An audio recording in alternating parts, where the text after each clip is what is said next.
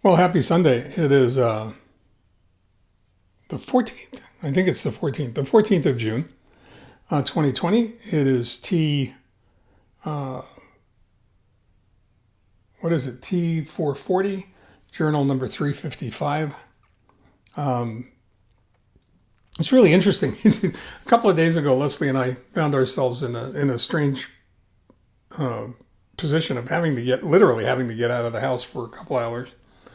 And you wouldn't think that's a big deal, but when you're really used to not getting out of the house and you feel more or less trapped in the house, um, this whole idea of where to go and what to do when you're immunocompromised in a COVID-19 world is daunting at the very, very least. I mean, you can't be around people, you can't be around crowds. You certainly can't be around people who refuse to wear facial coverings or masks. Um, and it's scary. I mean, frankly, it's just plain frightening.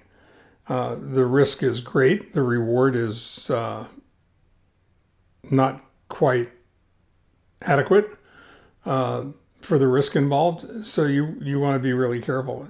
Probably the safest place you can be is inside your car, going to or coming from someplace outside your home, because it's an environment you can control. And for the most part, you can't control many of the other environments you find yourself in.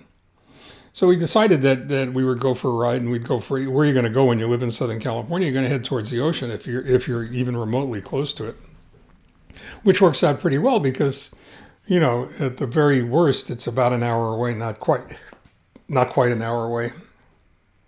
So that's what we did. We got in the car and we headed towards Oxnard, which is north and west of here, north and west of Simi Valley. And it was an interesting opportunity for us.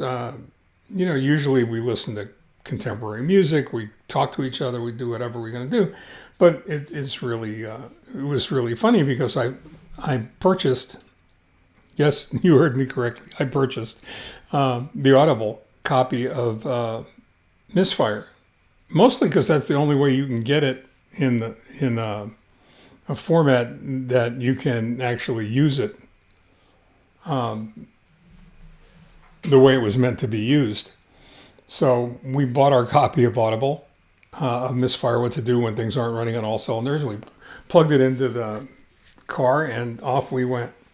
And believe it or not, it was the first time I'd ever gotten to listen to the narrative, the storyline, the way that you would or anybody else would. The first time I actually got to be a guest in my own home, so to speak, and listen to the story the way I envisioned the story would unfold. And it was great. I mean, I hate to say that because I know it sounds awful, but it was really terrific. It was everything that I hoped it would be or could be and more. To listen to the story come to life, to listen to the characters begin to unfold, to find yourself introduced to these different people and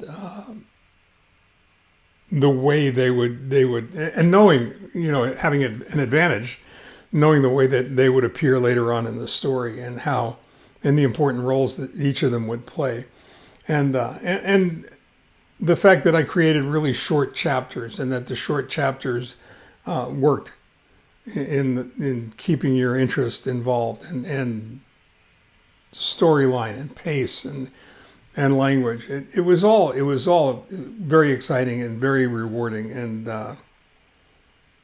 it was pretty cool because, I mean, Misfire is a 12-hour Audible. It's a considerable piece of work, and it's rich, it's content rich. There's a lot of material in it.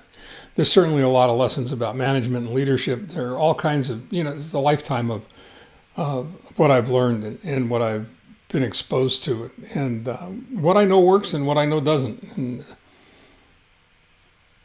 it was just really an incredible experience. And we got, in the 2 hours that we were in the car, I think we got to chapter 14 or 15.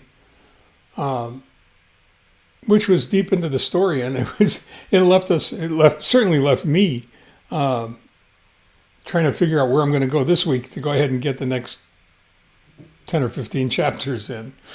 In any case, even if it's not Misfire What to Do When Things Aren't Running on All Cylinders, find yourself a good book. I've written about that before. Listen to it or read it. They're great company, great companions.